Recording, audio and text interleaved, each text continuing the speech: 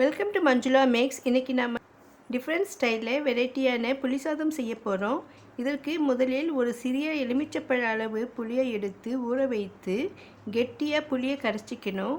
Filter பண்ணி தனியாக எடுத்து வச்சுக்கிட்டு இதில் புளிப்புக்கு தேவையான அளவு உப்பு, சிறிது மஞ்சள், ஒரு சிறிய துண்டு வெல்லம் சேர்த்துக்கலாம். இப்போது வாணலியில் சிறிதளவு நல்லெண்ணெய் சேர்த்துக்கணும். எண்ணெய் காய்ந்த உடனே இந்த புளிக்கரைசலை அதில் சேர்த்துட்டு நல்லா கலக்கணும்.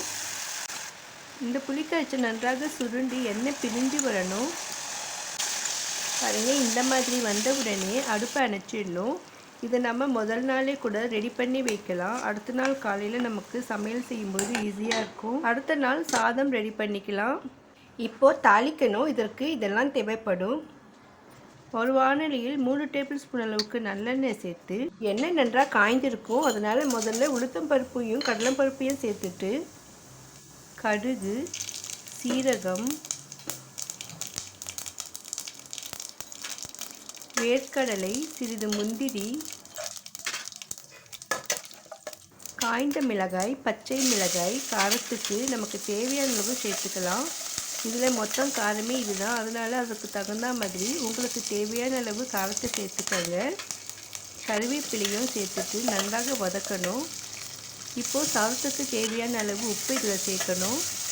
ஆல்ரெடி நம்ம புளியில் கொஞ்சம் உப்பு போட்டுருக்கோம், அதனால் பார்த்து சேர்த்துக்கோங்க. கடைசியாக கொஞ்சம் பெருங்காயம் சேர்த்துட்டு பச்சை மிளகாய் நன்றாக வதங்கி உடனே அடுப்பை அடைச்சிடணும். இப்போ ஆல்ரெடி நம்ம ஆற வைத்திருக்கிற சாதத்தை இதில் சேர்த்துடலாம். முன்னதாகவே செஞ்சு வச்சுருக்கிற அந்த புளிக்கரைச்சலை எடுத்து இதோட சேர்க்கணும். இப்போது மொத்தமாக இதை கலந்து விடணும். புளிப்பும் நமக்கு எவ்வளோ தேவைப்படுதோ பார்த்து சேர்த்துக்கோங்க. மொத்தமாக கலந்து விட்டால் சூப்பரான புளி சாதம் ரெடி. நீங்கள் இந்த மாதிரி ஒரு தடவை செய்து பார்த்து எப்படி இருந்ததுன்னு சொல்லுங்கள். நவராத்திரி அப்போது சுவாமிக்கு நைவேத்தியமாக வைக்கவும் இது நன்றாக இருக்கும். இந்த வீடியோ உங்களுக்கு பிடித்திருந்தால் மறக்காமல் வீடியோக்கு லைக் போட்டு கமெண்ட் பண்ணுங்கள். உங்கள் ஃப்ரெண்ட்ஸ் ரிலேஷன்ஸ்க்கும் ஷேர் பண்ணுங்கள்.